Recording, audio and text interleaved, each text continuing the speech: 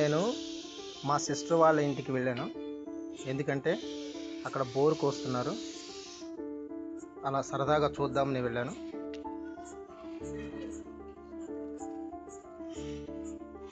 ఎవరో బయట వాళ్ళు వస్తున్నారేమో అనుకున్నాను బోర్ పాయింట్ చూపించడానికి. కానీ తీరా వెళ్ళిన తర్వాత తెలిసింది మా సిస్టరే బోర్ పాయింట్ను కొబ్బరికాయతో గుర్తించింది. ఇప్పటిదాకా మగవాళ్ళు బోర్ పాయింట్ గుర్తించడం చూసాం, కానీ ఇప్పుడు ఒక అమ్మాయి కూడా ఇలా గుర్తించగలదు, మగవాళ్ళకి సమానంగా చేయగలరు అని చెప్పి నిరూపించింది మా సిస్టర్.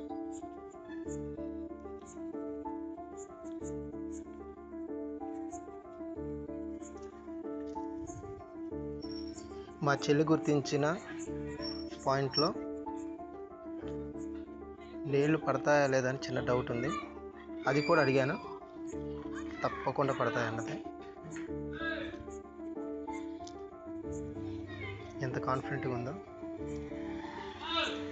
బోర్ పాయింట్ గుర్తించడంలో కూడా అంత అనుభవం ఉందనుకుంటా. సరే, ఈరోజు ఇలా గడిచిపోతుంది.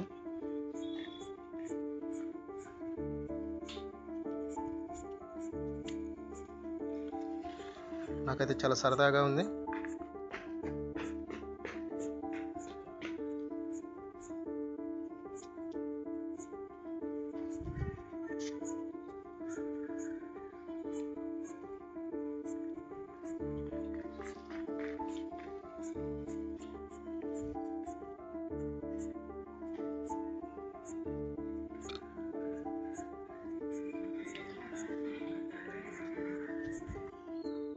ఈ పాత విధానంలో ఇంకా బోర్ పాయింట్ను గుర్తించడం మన భారతీయ సాంప్రదాయానికి ప్రతీకలుగా నిలుస్తూ ఉంటాయి. ఇంకా చాలా రకాలు ఉన్నట్లున్నాయి బోర్ పాయింట్ను గుర్తించడం.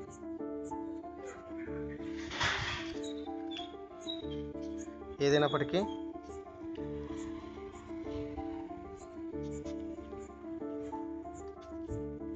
మా చెల్లి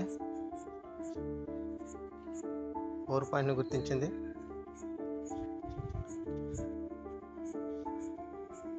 ఇక మోటార్ కోసేవాళ్ళు కూడా దానికి రెడీ అయ్యి అంతా సెట్ చేసుకున్నారు.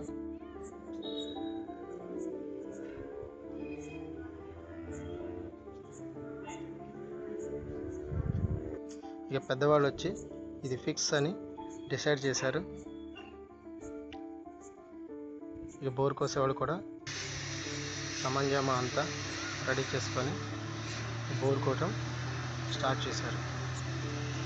70 అడుగుల్లోనే నీళ్ళు పడ్డట్టున్నాయి. 90-100 మధ్యలో వాటర్ ఎక్స్ట్రా కోసినట్టున్నారు. వాటర్ భారీగా పడ్డాయి.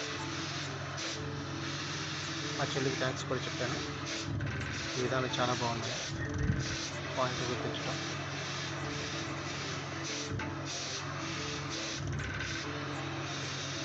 ఈ వీడియో చూసినందుకు థ్యాంక్ యూ. Like, share.